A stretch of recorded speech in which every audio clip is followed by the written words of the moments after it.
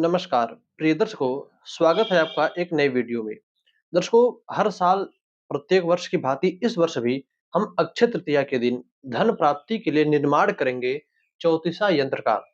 दर्शकों, मैं प्रत्येक वर्ष जो है आपको उपाय बताते रहता हूँ अक्षय तृतीया के दिन, और उनमें से एक उपाय होता है इस यंत्र को निर्माण करने का। हर वर्ष कुछ ना कुछ सब्सक्राइबर हमसे जुड़ रहे हैं जो कि नए हैं, तो हो सकता है उन्हें इस यंत्र के विषय में नहीं पता।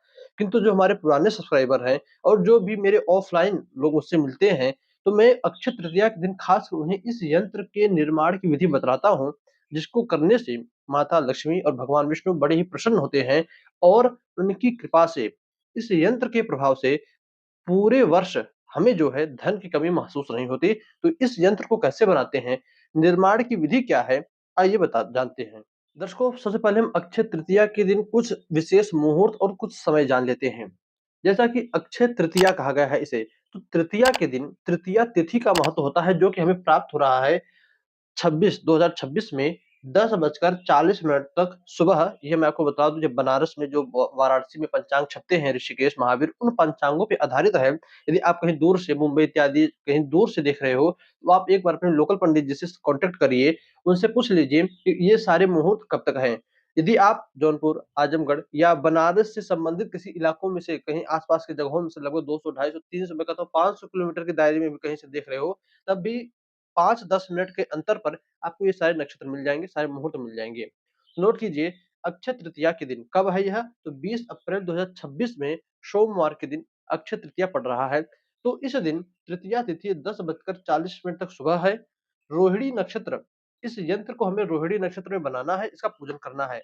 कैसे बनाना है, किस चीज़ से बनाना है, हम वीडियो में आगे बात करेंगे।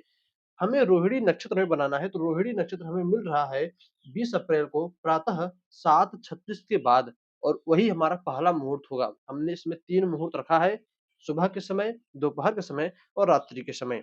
तो पहला मुहूर्त हमें मिलेगा 7:36 के बाद 8:52 तक, यानी 7:36 के बाद और 8:52 से पहले हमें इस यंत्र को बनाकर इसका पूजन करना है। ध्यान रखिए, किसी भी यंत्र को बनाने के लिए हम जिस समय में बनाते हैं, वह समय जो है बहुत ही मूल्यवान और बहुत ही अपने आप में बलशाली होता है। तो हम लक्ष्मी प्राप्ति के लिए बना रहे हैं, तो हम स्थिर लग्न में इस यंत्र को निर्माण करें, तो हमारे घर में स्थिर लक्ष्मी का आगमन होता है। स्थिर लग्न, वृक्ष लग्न हमें 7:36 के बाद मिल रहा है पहला लग्न। दूसरा लग्न हमें सिंह लग्न मिलेगा, जो कि दोपहर को 1:24 से 3:38 तक है, और तीसरा वृश्चिक लग्न रात में 8:06 से रात्रि के 10:30 तक प्राप्त होगा। तो इन तीनों मुहूर्तों में जो सुबह का मुहूर्त है सबसे बढ़िया है। उस समय आपको रोहिणी नक्षत्र भी मिल रही है, उस समय आपको तृतीया तिथि भी मिल रही है, और उस समय आपको स्थिर लग्न भी मिल रहा है, और सुबह-सुबह देवी-देवताओं का पूजन कर लीजिए, फिर पूरे समय आप दिन भर खाली हो। तो इस नक्षत्र में उम्मीद करता हूँ आप समझ गए होंगे आपको कब बनाना है, और अपने समय के साथ आप देख लीजिएगा। अब आइए बात करते हैं कि इस यंत्र को बनाना कैसे है।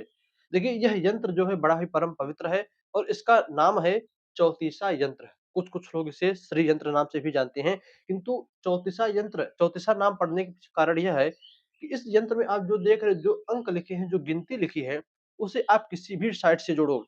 ऊपर-ऊपर से जोड़ो, नीचे-नीचे से जोड़ो, एक बाई एक, साइड बाई साइड, या ऊपर आड़ी-खड़ी जिससे भी जोड़ो, अंत में आपको 34 अंक ज़रूर मिलेगा। जोड़िए एक बार आप, 16 प्लस 9 कितने हुए? कितने हुए? 25 प्लस 4 29 प्लस 5 34, 34 हुए। फिर नीचे जोड़िए, 16 प्लस 3 19 प्लस 13 32 प्लस 2 34। तो इस साइड से आप जोड़िए, चाहे इस साइड से जोड़िए, 34 आते ही आते हैं। विधि क्या है? देखिए, प्रातः काल मैंने आपको समय बतला दिया। 20 अप्रैल 2026 के दिन सुबह आप उठिए, स्नान इत्यादि करिए। आपके घर में जो देवी-देवता हों, उनका पूजन कीजिए। अच्छा, अक्षय तृतीया के दिन और बहुत सारे उपाय किए जाते हैं, जिस पर मैंने कार्यक्रम बनाया है, वीडियो बनाया है। आपको हमारे चैनल पर या नीचे डिस्क्रिप्शन में लिंक मिलेगा वीडियोज़ का, आप देख लीजिएगा।